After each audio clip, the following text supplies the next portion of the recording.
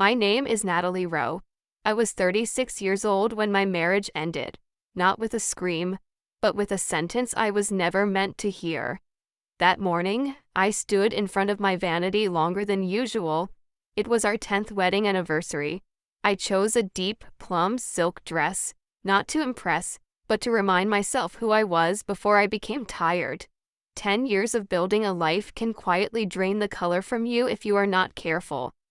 I had planned a surprise, not a luxury restaurant or a crowded party, but the old campus pub near Hyde Park, the place where my husband and I held our wedding reception when we were young, poor, and certain love would be enough. I slipped a watch into my bag, something he once mentioned half-joking, saying his old one looked worn when he taught. I remembered everything. That was my habit. I remembered his words, his moods, his needs. As I drove through the city at dusk, memories kept resurfacing. Cheap meals shared, promises whispered. The night he squeezed my hand and said, "Struggle with me now, and one day I will give you the world." When I arrived, I noticed his black Mercedes parked behind the building. For a brief second, my heart softened. Maybe he remembered our anniversary too. Maybe we were still aligned. I walked around to the back entrance, the same kitchen door we used years ago when money was tight. It was slightly open, warm light spilled onto the pavement. Then I heard his voice. "She is pure Natalie. She does not care about money. She understands me. We can make new memories here. Let the old ones fade." I froze with the gift in my hand. Have you ever realized in a single moment that the life you protected no longer exists? I did not cry, I did not walk in. I simply understood. This ends tonight. Before I became the woman standing outside that kitchen door, I was someone else entirely. I grew up in a stable home, not extravagant but secure. My parents taught me responsibility early, and by my late 20s I was already building my own company. I met Mason at a university lecture. He was brilliant, thoughtful, and struggling. A professor with big ideas and empty pockets. My parents warned me, not because he was poor, but because his family depended on him in ways that left no room for a partner. I believed love could balance that weight. I believed patience was strength. After we married, reality arrived quietly. His mother fell ill, his sister needed help, research grants ran short, one problem became 5, then 10. I stepped in without being asked. That is how it starts. I handled hospital bills from my phone while sitting in waiting rooms. I paid tuition extensions and credit cards late at night after finishing payroll. When his research stalled, my company funded it. When his mother needed better care, I arranged it. When his sister wanted a better life, I financed it. Mason used to say I was amazing. Later he stopped noticing. At home I worked after midnight. At work I carried everyone on my back. Mason would sigh and say he felt pressure, that success scared him. I thought supporting him meant staying quiet. Love, I believed, meant absorbing weight so someone else could stand taller. There was a prenuptial agreement. My parents insisted. I signed it without thinking. I never imagined it would matter. I never imagined needing protection from the man I married. Looking back, I was not a wife. I was infrastructure. And infrastructure is invisible until it collapses. Standing behind that door, listening to him speak about purity and souls, I finally understood something I had ignored for years. He did not feel supported. He felt entitled. I stayed where I was, pressed against the cold brick wall, letting the sounds inside guide me. Her voice was soft, almost careful, like someone afraid to take up space. She talked about tuition deadlines, about a mother back home who was sick, about not knowing whether she could finish the semester. I recognized that tone. I had heard it many times before. Mason answered her the way he used to answer me, calm, reassuring, certain. "Do not worry, I will take care of it, you just focus on studying. You are too gifted to be distracted by money." She hesitated. I heard it in the pause. "But where will the money come from? Your wife manages everything. Does she know you help me? At the mention of me, his voice shifted. The warmth disappeared. Do not bring her up. She only understands numbers. All she talks about is work and money. Being with her feels like living in a closed room. With you, I can breathe. That was when the second betrayal landed. I knew that voice. I knew that fear disguised as innocence. I stepped closer to the narrow gap in the door and finally saw her face clearly. Ava Collins. I had signed her scholarship approval myself months earlier. Her application had described hardship, discipline, ambition. She had thanked me with tears in her eyes, calling me her inspiration. And now she was sitting in my memory, on my husband's knee, funded by the same account that paid her tuition. In business, you learn patterns. Fraud leaves trails, so does betrayal. I suddenly saw everything clearly. The unfamiliar charges, the weekend expenses, the small withdrawals that never added up. I did not feel rage yet.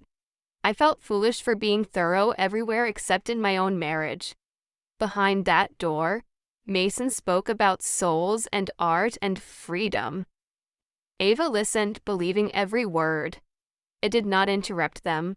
I reached into my bag and opened my phone instead. If this was the truth, I wanted it complete. And I wanted it documented. I did not rush in. I took one full breath, straightened my dress, and pushed the door open.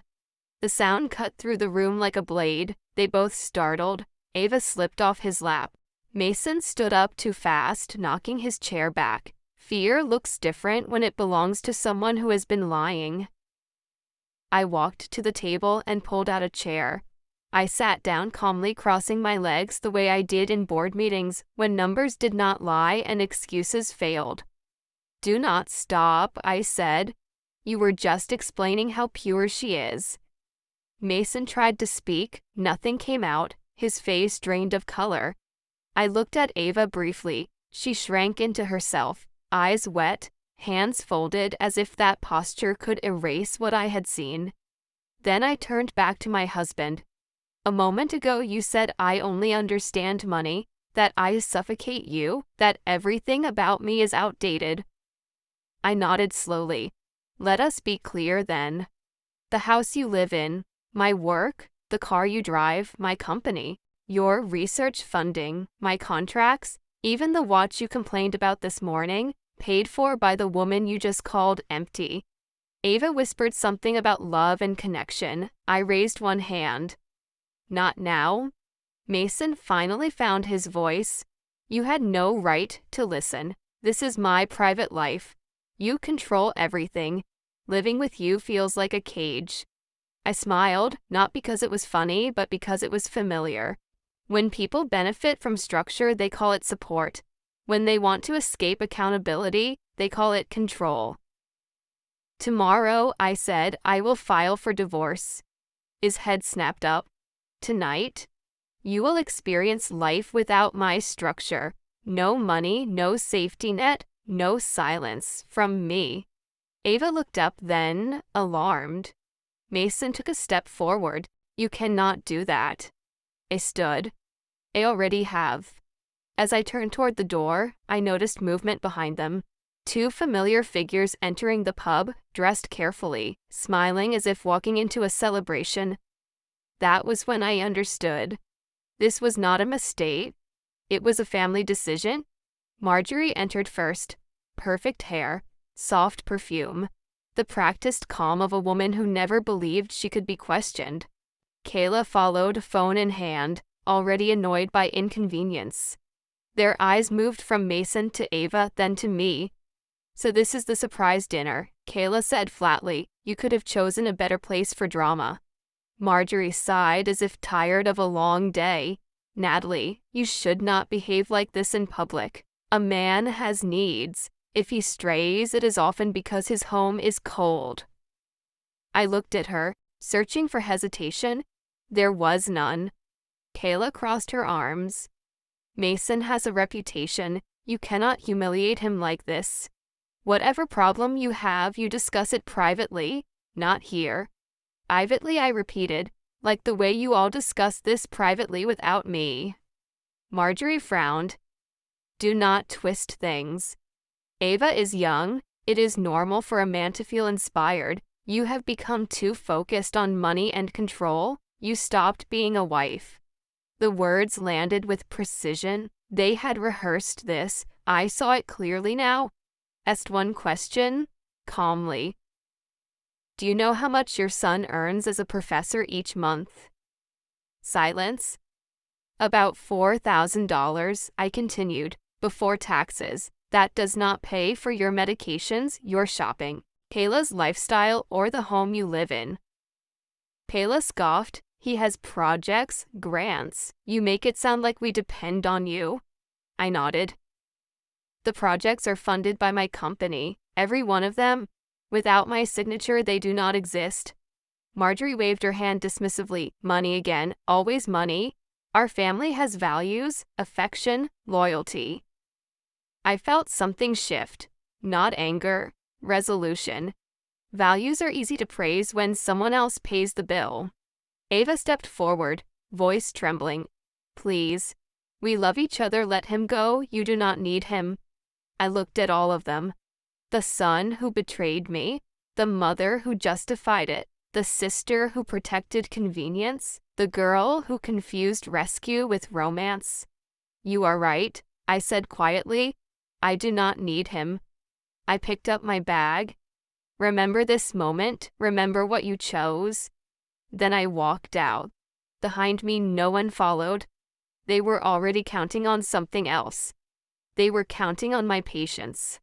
I did not drive home right away. I pulled over, sat in silence, and let the noise inside my head settle. Then I made 3 calls. The first was to my assistant, Renee. Her voice was steady, professional.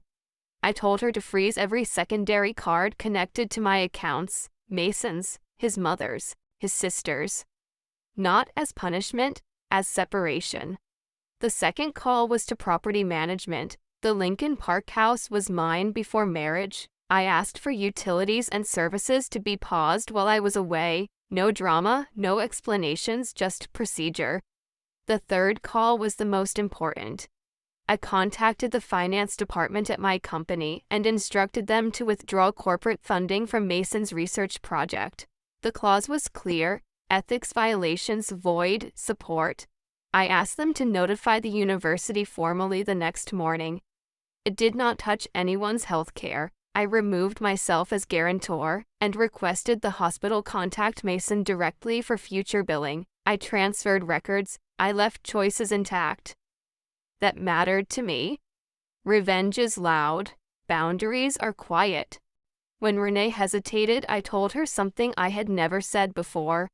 I am not abandoning anyone. I am resigning from a role I was never meant to play. That night, I did not cry. I packed a small bag and drove to a condo I had purchased years earlier, a place meant for rest that had quietly waited for me. As the city lights reflected off the lake, my phone buzzed. Declined charges, missed calls, confusion. I turned the phone face down. For the first time in 10 years, I was not fixing anyone else's problems. I was choosing clarity, and clarity does not negotiate. The next morning, I drove to my children's school earlier than usual. Noah was 10, Lily was 8. They ran toward me like they always did, backpacks bouncing, faces open and trusting. That trust nearly broke me. We went for ice cream near the lake. I watched them eat in silence, trying to memorize the way their laughter sounded before everything changed. Mom, Noah said carefully, are you and Dad fighting again? I took a slow breath. Sometimes grown-ups realize they cannot fix something together anymore. That does not change how much we love you. Lily's eyes filled immediately. I do not want you to split up. Grandma always says families must stay together. Noah did not cry. He looked straight at me. Don has someone else. My hands tightened around my cup. I saw messages on his phone. He continued, a girl saved as Ava student. He smiles when he texts her. He never smiles like that at home. Willie whispered, Grandma says I am useless like you. Aunt Kayla takes my things and yells. That was the moment guilt hit me harder than betrayal ever had. I had protected them financially. I had failed to protect them emotionally. I knelt in front of them. If Mom and Dad live apart, who would you want to live with? Both answered without hesitation. Yep. Children feel truth the way adults feel weather. They know when a home is unsafe long before words exist. I hugged them tightly. From now on, I said, there will be no yelling, no fear, no pretending. Us peace. They believed me. That became my contract with myself. I did not return to the house that night. By morning, my security lead Cole called to confirm everything was in motion. The locks were changed, access codes reset, fingerprint entry updated. Only my name and my children's were active. Their personal belongings were packed carefully, clothes folded, documents separated, each box labeled. Nothing damaged, nothing hidden. Order matters when emotions do not. By late afternoon, the first call came in. Declined cards. Confusion at the gate, raised voices.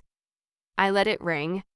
Around sunset, Cole sent a short message, "They are here." I watched through the security feed from my tablet. Marjorie sat on one of the boxes, stunned. Kayla paced, shouting into her phone. The gate stayed closed. A taxi waited. The driver demanded payment. A card failed, then another. Embarrassment has a sound. It is sharp and small. Mason arrived later with Ava. He went straight to the gate and hit the intercom like force could change policy. I answered calmly through the speaker. "This is not your home anymore. Please leave." "You cannot do this," he said. "Open the gate and we will talk. We will talk tomorrow in court."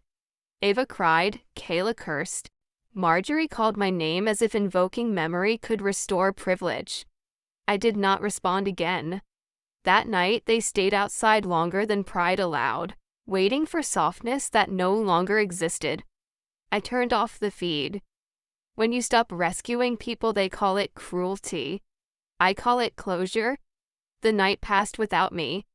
It did not attend the divorce meeting. That was deliberate. When emotion walks into a room, reason usually leaves. I sent my attorney instead, with documents and instructions, not feelings. The meeting took place in a quiet coffee shop near campus, neutral ground, public enough to keep voices low. My lawyer laid the folder on the table and slid it forward. Divorce petition, custody request, asset summary. Mason skimmed the first page too quickly. Ava sat close, holding his arm as if proximity could stabilize the outcome. "You cannot take everything," Mason said. "I worked for this family too." My lawyer nodded and opened the second folder. "Let us look at numbers. 10 years of income, 10 years of expenses. His salary versus what left Mike accounts for his research, his mother's care, his sister's lifestyle, and personal spending tied to his access." The gap was not subtle. Support given exceeded income earned by more than $1 million. Silence followed. Ava leaned in, whispering that reputation mattered, that signing quietly was better than dragging this through the university. That word landed. Reputation. The next pages showed documented misuse of funds, hotel charges, travel expenses, gifts, dates that overlapped with work claims. "If this proceeds to court," my lawyer said calmly, "these records become public. The university will be notified, employment will be reviewed." Mason's jaw tightened. Pride fought reality. Reality won. He asked one final question. "What does she want?" "Full custody, no alimony, no debt collection, just a clean end." Ava squeezed his hand. "Sign. We can rebuild. You are smart. Money is not everything." He signed. The pen shook. When the papers were gathered, my lawyer stood. "One last message from my client," he said. "She thanks you for showing her the truth. She wishes you well. Sups early." They were left sitting there, holding a copy of an ending they did not expect. Freedom looks different when you have to pay for it yourself. 6 months passed. Life did not collapse. It clarified. Mason's world narrowed quickly. Without funding, his project ended. Without quiet protection, questions followed. A temporary suspension became permanent distance, his days filled with explanations instead of lectures. Marjorie's health required management he had never handled before. Appointments, payments, decisions. Kayla struggled most. Luxury had trained her to avoid effort, and reality offered no shortcuts. Eva left first. Love built on rescue does not survive responsibility. When bills arrived and attention faded, inspiration turned into accusation. She blamed him for promises he could no longer afford. I heard none of this directly that mattered. My life grew quieter in ways I had forgotten were possible. Therapy helped me untangle guilt from loyalty. Mornings with my children became slower, no shouting, no tension masked as normal. We moved to a lakefront condo, smaller, lighter, hours. I returned to work with focus, not urgency. For the first time, success felt like choice, not obligation. People asked if I regretted how firm I had been. I answered honestly, because love that requires self-erasure is not love, it is labor. Because boundaries are not punishment, they are clarity. Because when someone calls you cold for protecting yourself, what they mean is that you stopped being useful. It did not destroy a family. It stopped funding a lie. Today, I live without fear of being misunderstood. My children laugh easily. I sleep deeply. If you are watching this and carrying everyone, pause and ask yourself one question. Are they holding your hand or holding your wallet? If this story resonated with you, like the video, share it with someone who needs permission to choose themselves, and leave a comment telling me where you are watching from. This is the art of revenge. Not loud, not messy, just inevitable. I am sharing this story not to glorify revenge, but to tell the truth about what happens when kindness is mistaken for weakness. For years, I believed that love meant endurance, that if I gave enough, waited long enough, sacrificed quietly enough, everything would eventually balance out. It did not. It only taught others that my limits were flexible. What saved me was not anger, it was clarity. I did not scream, I did not beg, I did not compete with someone younger or louder. I stepped back, looked at the facts, and chose myself with calm precision. That is something I want you to remember.